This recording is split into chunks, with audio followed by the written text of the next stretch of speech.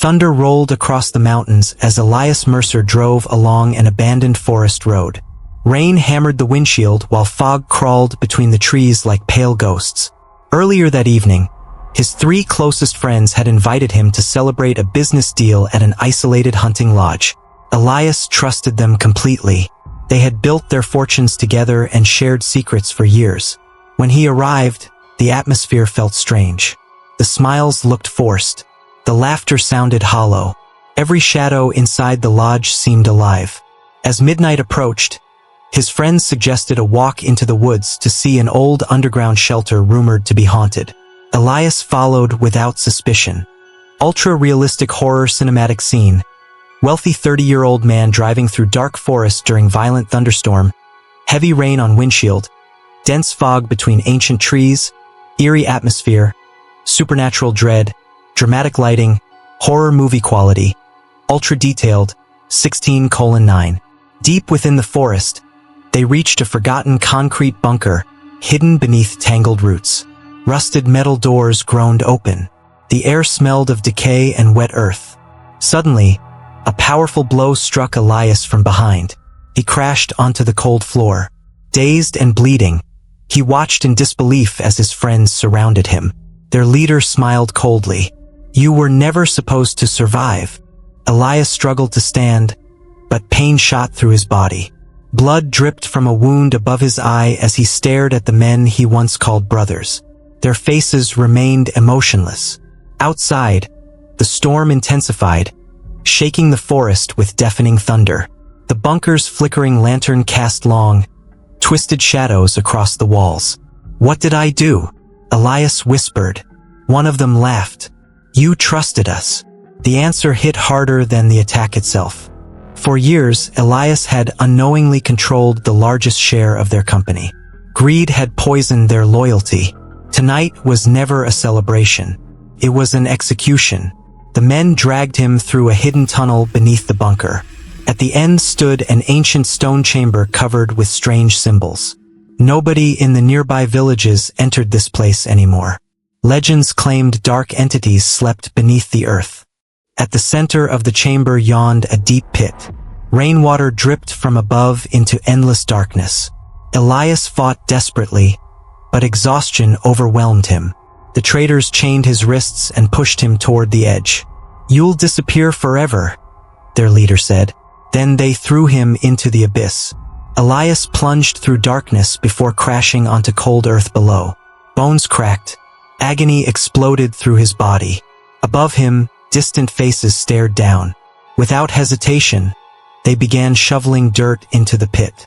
The opening grew smaller, then smaller, until the last glimpse of moonlight vanished completely.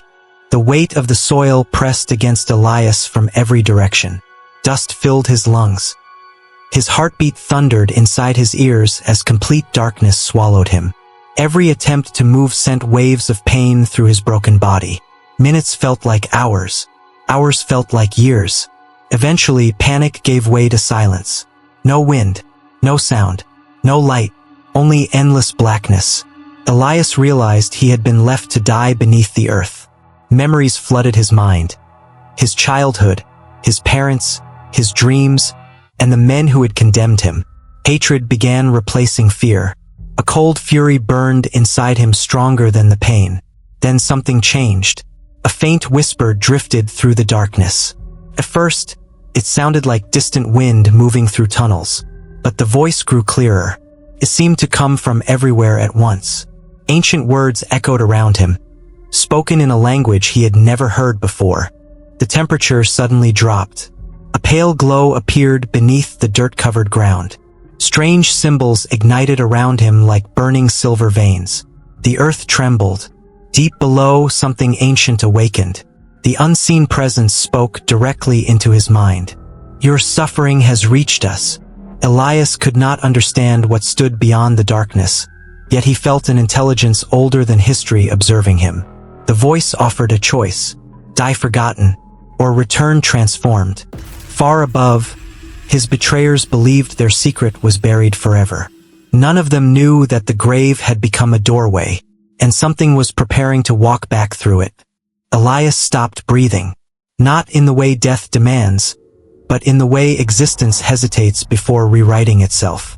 The ancient presence beneath the earth did not touch his body, it rewrote the idea of it. His shattered bones trembled, then slowly began to align as if guided by invisible hands.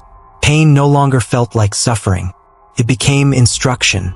The glowing symbols spread through the soil like living constellations.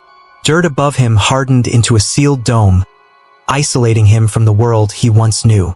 Inside that impossible silence, Elias felt something merge with him, cold, infinite, and aware. "You were discarded," the voice echoed. "Now you are claimed."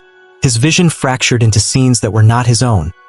Civilizations buried beneath oceans, cities consumed by black suns, beings that fed on vengeance rather than flesh.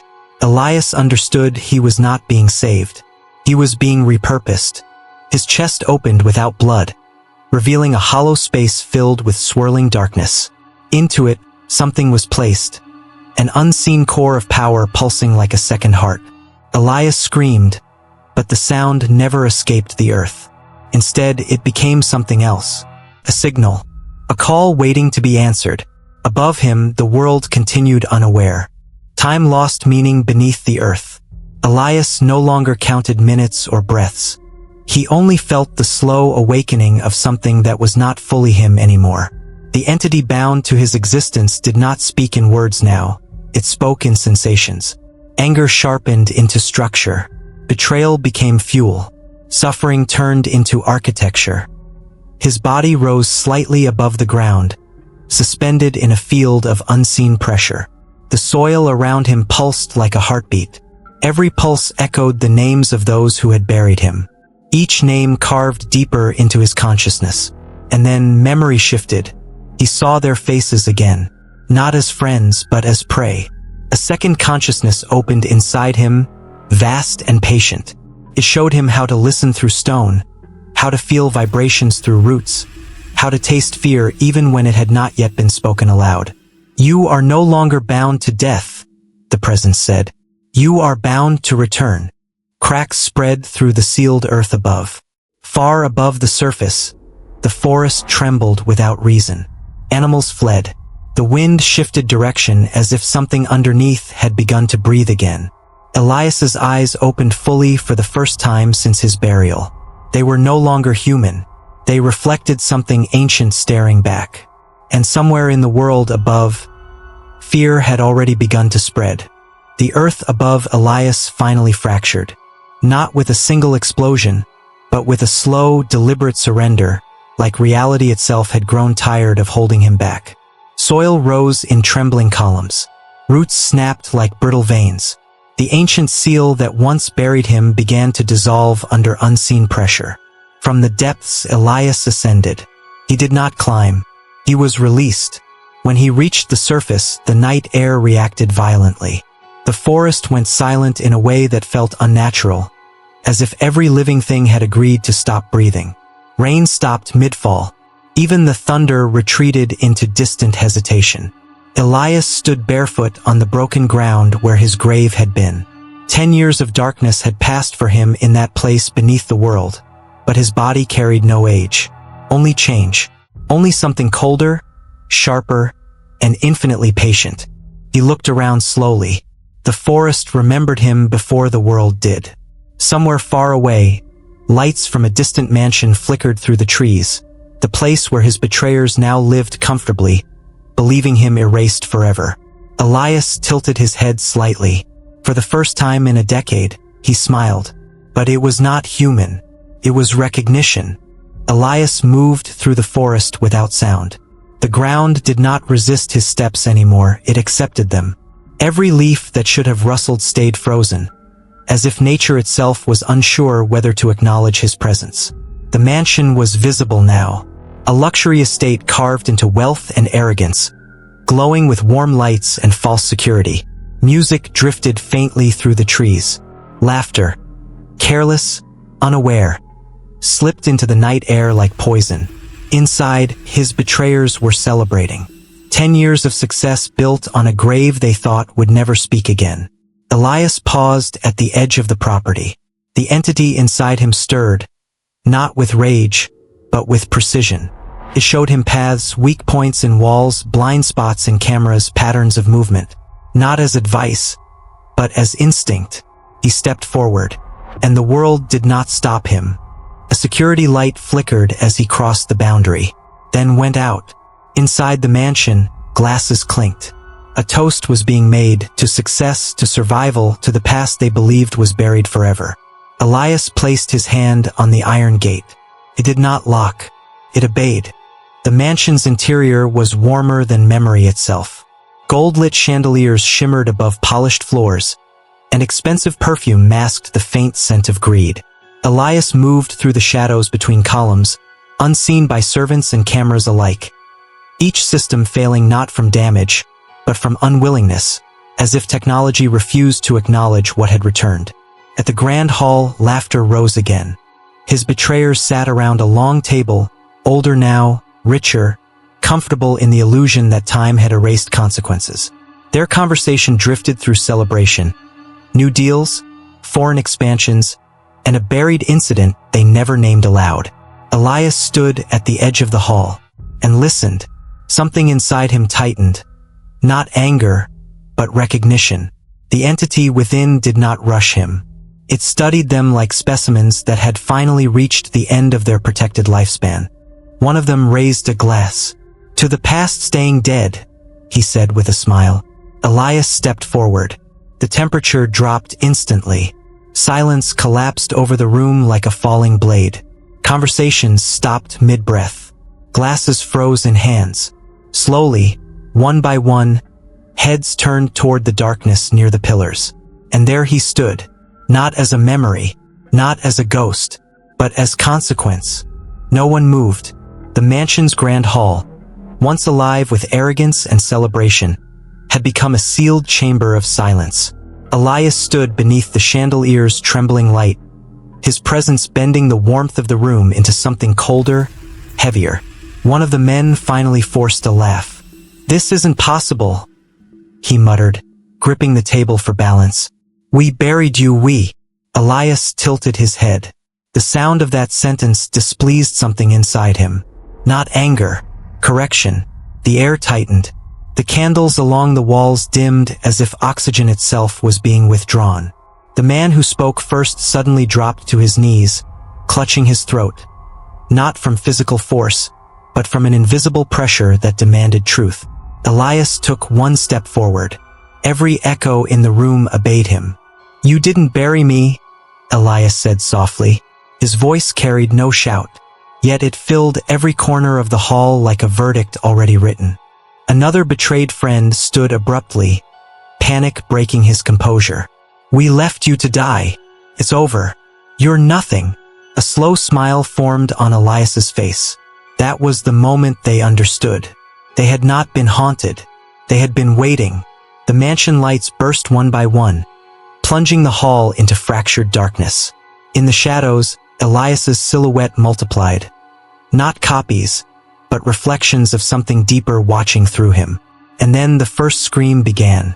A servant ran past him, screaming without looking back.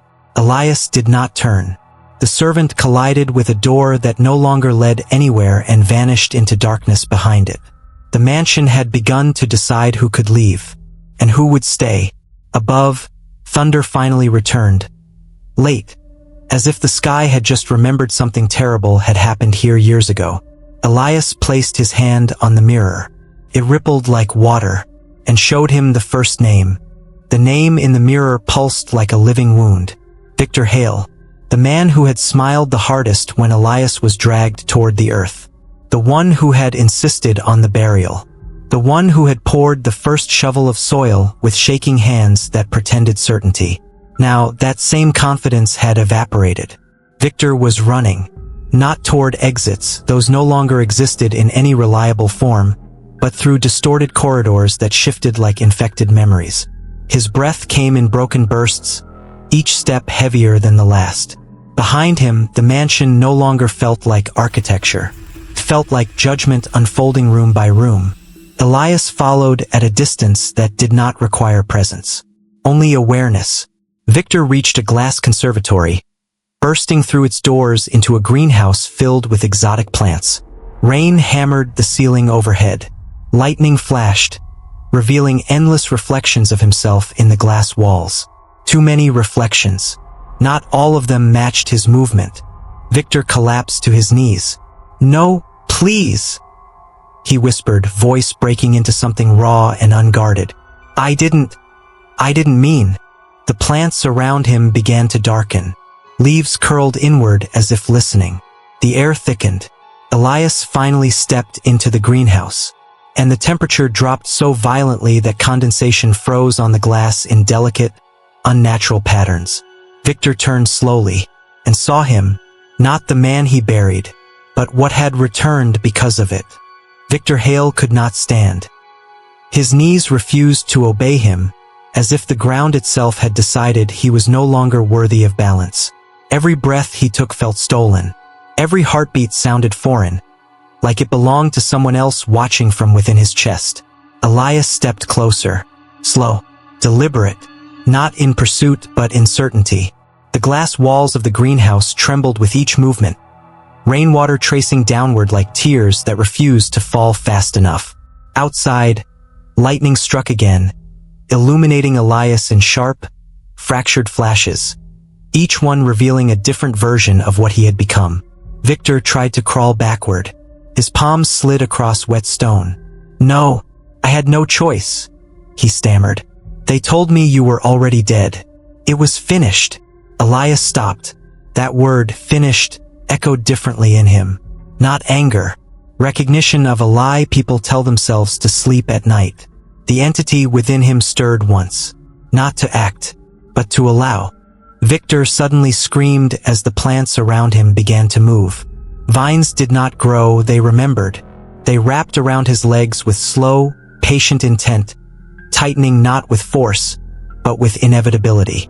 Every struggle only made them more aware of him. Elias knelt slightly. Now they were level. "You buried me alive," Elias said quietly. Victor shook his head violently, tears mixing with rainwater seeping through broken seals. "I didn't kill you," he cried. I only followed them." Silence followed that confession. A heavier silence than before, because now truth had entered the room. And truth always demanded payment. Elias placed 2 fingers against Victor's forehead. The greenhouse lights flickered once. Then everything went still. The moment Elias touched Victor's forehead, the world did not explode. It unfolded. Victor's scream never fully formed. It dissolved halfway, swallowed by a surge of invisible force that pressed into his mind like a breaking tide. His eyes widened, not in pain alone, but in forced remembrance. Elias was inside him now, not physically. Worse, completely. The greenhouse blurred away. Rain, glass, vines, all of it became secondary to the collapsing architecture of Victor's memories. Elias moved through them like a silent witness walking through ruins. He saw it all. The planning, the fear, the hesitation that was ignored, the first shovel hitting dirt, the decision to stop seeing Elias as a person and start seeing him as a liability. And deeper still, the moment Victor had heard something under the earth after the burial. A sound he never told anyone about. Faint breathing from below. Victor's mind cracked under the weight of it. Elias withdrew slightly, but the connection remained open like a wound that refused to close. Victor fell forward, gasping, clutching his head as if trying to hold himself together. "What are you?" Victor choked out. "You're not human. You can't be." Elias tilted his head. For the first time, his voice carried something almost calm. "I was," he said. A pause. "And you removed the need to remain one." The vines tightened again, but not to kill. To keep him still. To ensure he understood what came next. Victor's mind no longer belonged to him in any meaningful way. Each breath dragged fragments of memory to the surface. Names, locations, conversations buried deeper than the grave they had built for Elias. And Elias did not rush it. He let every detail rise naturally, like corpses surfacing after years underwater. A network emerged. Not just betrayal, A system. Board meetings where Elias's death was discussed like asset removal. Offshore accounts opened the same week as the burial. Silent signatures. Carefully erased recordings. People beyond the mansion. Powerful figures who never touched the shovel, yet designed the soil. Victor sobbed as realization dismantled him. "You don't understand," he whispered weakly. "If you go after them, you'll never stop. There are too many." Elias's expression did not change.